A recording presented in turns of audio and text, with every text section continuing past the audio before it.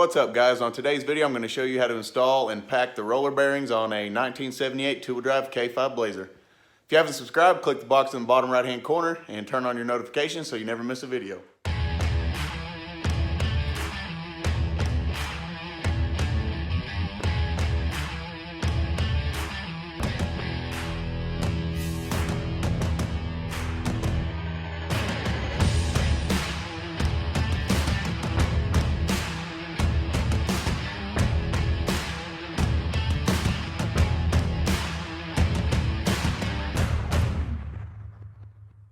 What's going on, guys? Today we're going to be installing the new rotors onto the spindle. So we need to install the new wheel bearings. I just picked these up at the local Napa. BR5 seems to be the part number, the only one I can see on there. For the inner, BR3 for the outer, and then for the seal is 19984. Like I said, they're just all Napa brand. Also got a new spindle nut and spindle washer. We're going to be using this bearing packer you can pick up at most local part stores. It sure does beat packing them by hand. The new rotors already came with the races pressed in, so what came with our bearing we're just going to throw away. I'll show you how this bearing packer works. It does save a lot of time, quite a bit less messy. So we'll install the inner bearing real fast after we get it packed, and then we will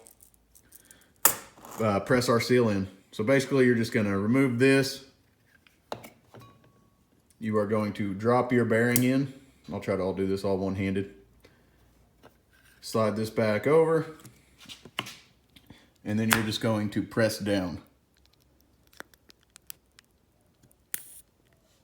You can see the grease coming up, packing the bearing,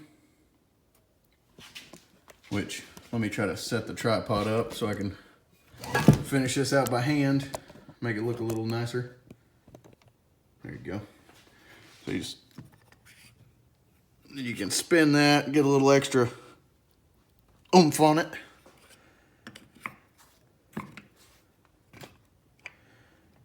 Pick your bearing up. You can see it's packed. Finish it out. Coat all the roller bearings. Like I said, this is the way I like to pack them. Sure, I mean, I've packed them by hand. I mean, I feel like you get a good amount either way. Just get everything nice and coated, the outer bearings. And then you're just going to drop it inside. But in my opinion, it's less messy than traditional hand packing. Just set it inside the race, then we'll get our seal out. I like to coat these, or at least coat the rubber with grease. Helps keep it from tearing or leaking with any issues when you're going back on the spindle with it. Now the fun part of finding something wide enough to actually seat it on there, which our new race came in handy.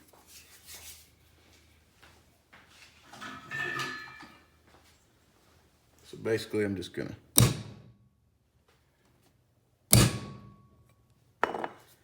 get it in there and you can finish it off. Yes, I probably could have found a smaller hammer, but I didn't want to. So then I'll take a little more, just kind of make sure I lube that up real good, get the outside of it a little bit, kind of seal it all off.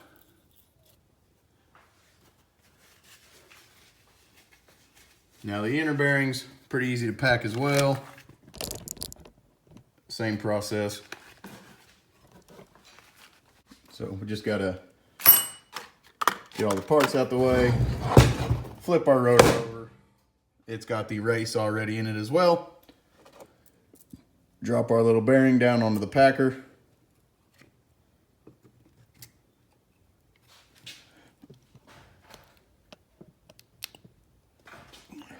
It's packed as well.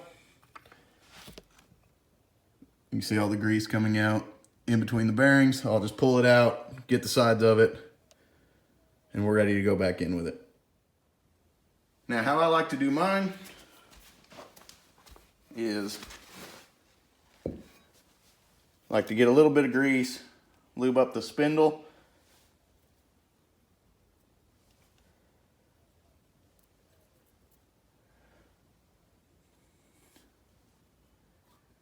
you don't have to get too much on there, just a nice coating on it.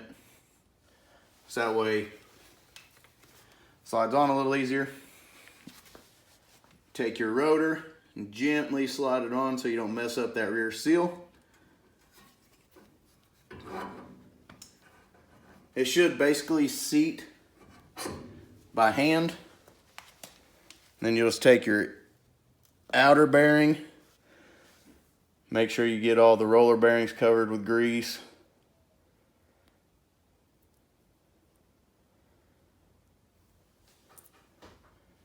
You can install it.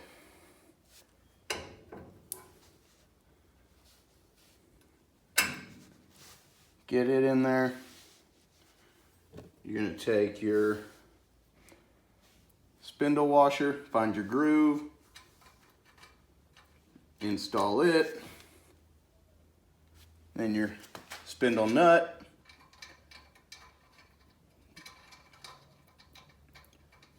Get it installed also. Let me go grab a paper towel. Kind of clean up your mess. I'm pretty picky. I know you can over grease these. And then how I like to do it to seat the bearings is I like to just use a torque wrench to up to 15 pounds.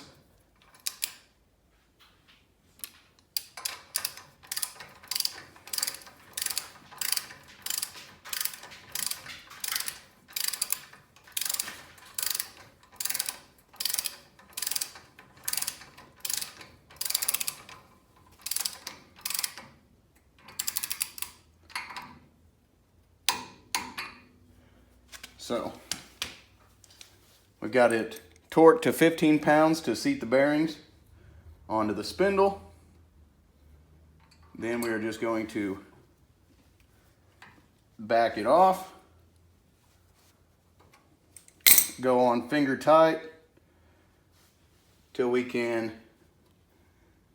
get our cotter pin in.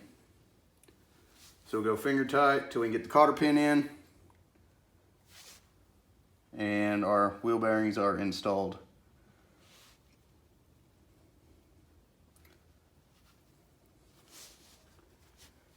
But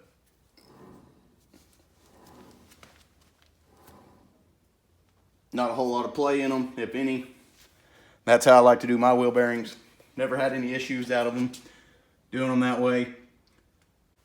Then once you get your cotter pin set, you can bend it over against the spindle nut, so that way it won't go nowhere, have any issues out of it.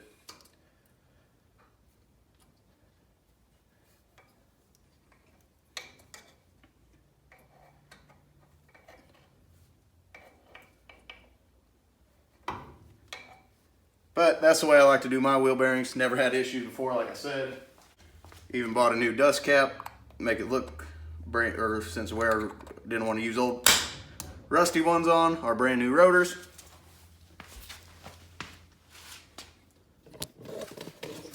And we are good to go. We're gonna hold off on putting calipers on until I can get some wheels that'll actually clear them. So that way I can still run the 15x8s we got just to make it a roller. And then we'll start working on the back half. We actually received the C-notch today.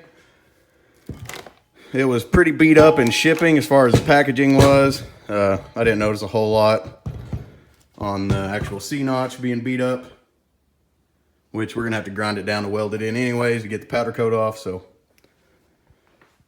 here's what the new rotors look like, done. That's a quick, easy way to do your wheel bearings. This packer really saves time, really saves getting messy. and puts the grease where it needs to go without having to hand pack it. So we're gonna start getting we also are gonna get the steering put back together. I've got the steering box on already.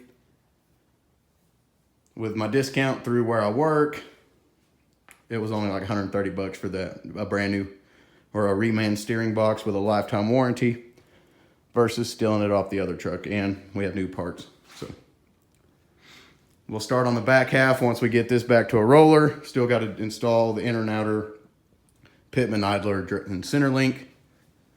Back to the steering box so we can get it all turned. So that's what we're going to do next. I just figured I'd do a little quick video of installing the wheel bearings. So we'll catch you on the next one, guys.